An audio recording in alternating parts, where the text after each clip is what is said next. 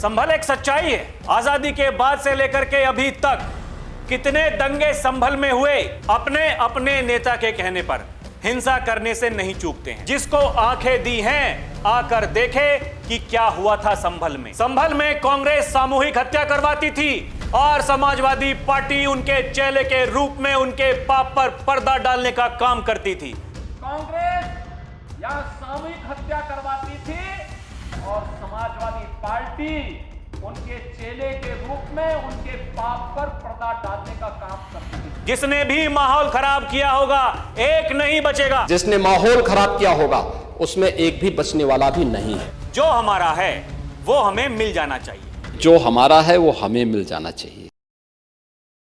दर्शकों नमस्कार, DNP India देख रहे हैं आप, साथ हूं मैं आपके राहुल चौधरी। संभल एक सच्चाई है, हमारी आस्था का प्रतीक है। ऐसा कहना उत्तर प्रदेश के मुख्यमंत्री योगी आदित्यनाथ का है। वो संभल जो नवंबर 2024 से पहले सुर्खियों का केंद्र नहीं था, लेकिन अचानक कुंदरकी विधानसभा सीट के उपचुनाव के नतीजे आते हैं और फिर वो होता है जिसकी कल्पना कोई नहीं कर रहा था। कैसे शाही जामा मस्जिद के बाहर जो सर्वे की टीम वहां सर्वे करने के लिए जाती है, उसके ऊपर पथराव किया जाता है, वहां दंगे कराने की कोशिश की जाती है। लेकिन उत्तर प्रदेश सरकार, उत्तर प्रदेश की पुलिस जिस तरीके से उसने संभल में काम किया और फिर वहां जो जो मिला, उसके बाद से लेकर के अभी तक संभल सुर्खियों का केंद्र बना हुआ है। योगी आदित्यनाथ एक बार नहीं अनेकों बार संभल का जिक्र कर चुके हैं। वो यही कहते हैं संभल एक सच्चाई है और उनका ऐसा कहना है कि हमारे पास में तथ्य हैं। जो दिख रहा है भाई उसको कैसे झुटलाओगे, यह कहना है योगी आदित्यनाथ का। और एक जांच कमेटी बनाई गई थी, उस जांच कमेटी ने अब अपनी रिपोर्ट योगी आदित्यनाथ को सौंप दी है। योगी आदित्यनाथ अब क्या करेंगे दर्शकों, यह देखने वाली बात होगी। लेकिन यह देखिए, ये जो 450 पन्नों की रिपोर्ट जो जांच कमेटी है, यह रिपोर्ट उसने योगी आदित्यनाथ को सौंप दी है। और इसमें देखिए जो बड़ी बात, हिंदुओं की घटती आबादी, दंगों की साजिशें, सीएम योगी को सौंपी गई संभल हिंसा की 450 पन्नों की रिपोर्ट। इस रिपोर्ट में आगे बताया गया है, यूपी के संभल में पिछले साल हुई हिंसा के मामले में गठित कमेटी ने सीएम योगी आदित्यनाथ को रिपोर्ट सौंप दी है। हिंसा के मामले में करीब 450 पन्नों की रिपोर्ट सीएम को सौंपी गई है। इस रिपोर्ट में न सिर्फ 24 नवंबर 2024 को हुई हिंसा के बारे में बताया गया है, बल्कि संभल के इतिहास में कब कब कितने दंगे हुए, उन दंगों में क्या क्या हुआ, उन सभी के बारे में विस्तार से लिखा गया है। यानी केवल 24 नवंबर 2024 की नहीं, उससे पहले भी आजादी के बाद से लेकर के अभी तक कितने दंगे संभल में हुए और उनके क्या कारण थे। इस रिपोर्ट में वो सभी बातें बताई गई हैं। सूत्रों के मुताबिक संभल की न्यायिक हिंसा की रिपोर्ट में डेमोग्राफी बदलाव का भी जिक्र किया गया है। इसमें बताया गया है कि कभी 45% यहां हिंदू रहते थे, जो आज घटकर 15 से 20% ही रह गए हैं। अब इस रिपोर्ट के बाद शासन के द्वारा क्या निर्णय लिया जाता है, यह देखने वाली बात होगी। और इसमें आगे यह भी बताया गया है दर्शकों कि वर्तमान में संभल में लगभग 80% मुस्लिम और 20% हिंदू रहते हैं। यहां 1947, 1948, 1953, 1958, 1962, 1976, 1978, 1980, 1990, 1992, 1995, 2001, 2019 में दंगे हुए। आजादी के बाद से कुल 15 दंगे संभल में हो चुके हैं। जिला कई सारे आतंकवादी संगठनों का अड्डा बन चुका है। अलकायदा, हरकत उल मुजाहिदीन जैसे आतंकवादी संगठन संभल में पैर पसार चुके थे। इस रिपोर्ट में यह खुलासा हुआ है, यह बताया गया है। इसमें लिखा हुआ है कि अमेरिका ने जिस मौलाना आसिम उर्फ सना उल हक को आतंकवादी घोषित किया था, उसका संभल से लिंक था। जिले में अवैध हथियार और नारकोटिक्स गैंग पहले से सक्रिय हैं, अब उन पर एक्शन हो रहे हैं और इलाके में शांति व्यवस्था कायम है। एक और मीडिया रिपोर्ट है दर्शकों, वो क्या बताती है? संभल रिपोर्ट, संभल हिंसा के पीछे तुर्कों और पठानों की पुरानी दुश्मनी की दशकों पुरानी कहानी है। इसमें बताया गया है कि संभल में शफीकुर रहमान बर्क और इकबाल महमूद परिवार की दशकों पुरानी राजनीतिक प्रतिद्वंदिता रही है। यह दुश्मनी 1967 से चली आ रही है। संभल में अब तक हिंसात्मक घटनाओं में ज्यादातर यह देखने को मिला है कि तुर्क जाति और पठान जाति के लोग एक दूसरे के धुर विरोधी हैं। इतना ही नहीं, अपने अपने नेता के कहने पर हिंसा करने से नहीं चूकते हैं। अपने अपने नेता के कहने पर हिंसा करने से नहीं चूकते हैं। यह मीडिया रिपोर्ट बता रही है दर्शकों। और वही तो योगी आदित्यनाथ कहते हैं, जो जैसे समझेगा उसको उसी भाषा में समझाएंगे या फिर समझाना चाहिए। संभल एक सच्चाई है, जितने भी होंगे सब ढूंढेंगे, सबको निकालेंगे और दुनिया को बोलेंगे कि भगवान ने जिसको आंखें दी हैं आकर देखे कि क्या हुआ था संभल में। यह कहना है योगी आदित्यनाथ का। उनका ऐसा कहना है कि सबको ढूंढेंगे, सबको निकालेंगे और पूरी दुनिया को बोलेंगे कि जिसको भगवान ने आंख दी हैं वो आकर के देखे संभल में क्या हुआ था। यह कहना है योगी आदित्यनाथ का दर्शकों। इसके अलावा योगी आदित्यनाथ यह भी कहते हैं, जिन लोगों ने संभल के साथ पाप किया था उनको उसके पाप की सजा मिलेगी। जिन लोगों ने भी संभल को विकास से वंचित किया था उनको इसकी कीमत चुकानी पड़ेगी। इसके अलावा योगी आदित्यनाथ ये कहते हैं दर्शकों, आजादी के बाद संभल के साथ कांग्रेस और समाजवादी पार्टी ने क्या पाप नहीं किया? संभल में कांग्रेस सामूहिक हत्या करवाती थी और समाजवादी पार्टी उनके चेले के रूप में उनके पाप पर पर्दा डालने का काम करती थी। यह कहना है योगी आदित्यनाथ का। सुनिए वो क्या कह रहे हैं।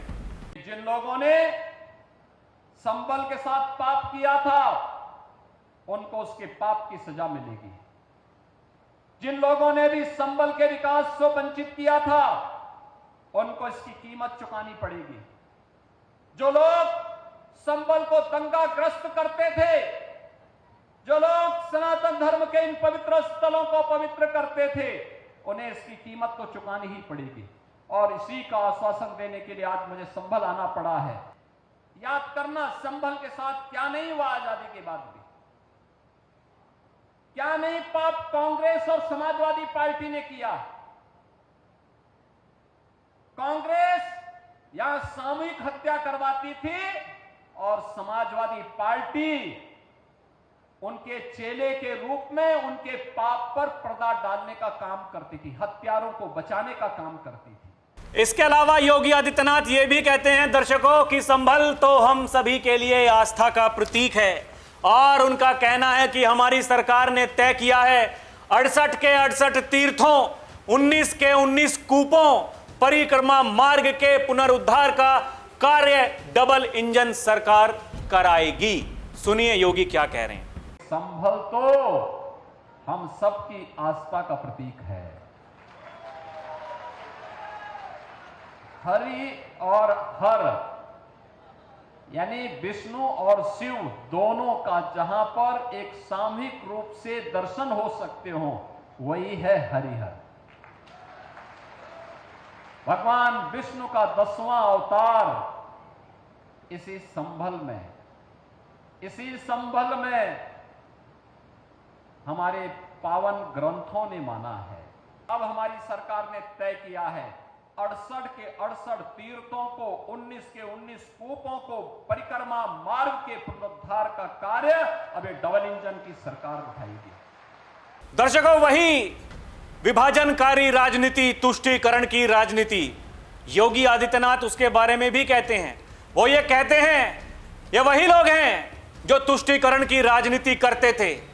आजादी के बाद से लेकर के अभी तक इन्होंने संभल के साथ में जो कुछ किया है, उनका यह कहना है कि समाजवादी पार्टी और कांग्रेस ने मुरादाबाद के अंदर जो विभाजनकारी राजनीति की थी, कुंदरकी के उपचुनाव में आपने उसका जवाब दे दिया। कुंदरकी उपचुनाव दर्शकों, 1,45,000 वोटों से बीजेपी जीत गई।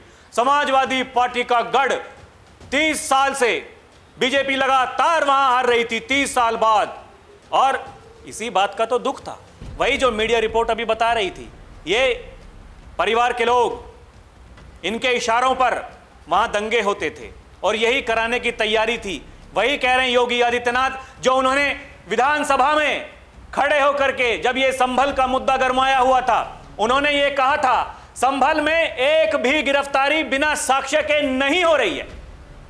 उनका यह भी कहना था कि याद रखना, जिसने भी पत्थरबाजी की होगी, माहौल खराब किया होगा, उसमें से एक भी नहीं बचेगा। जिसने भी माहौल खराब किया होगा, एक नहीं बचेगा। सुनिए क्या कह रहे हैं योगी आदित्यनाथ। विभाजनकारी राजनीति मुरादाबाद के अंदर समाजवादी पार्टी और कांग्रेस ने की थी। आपने कुंदरकी के उपचुनाव में उसका जवाब दे दिया।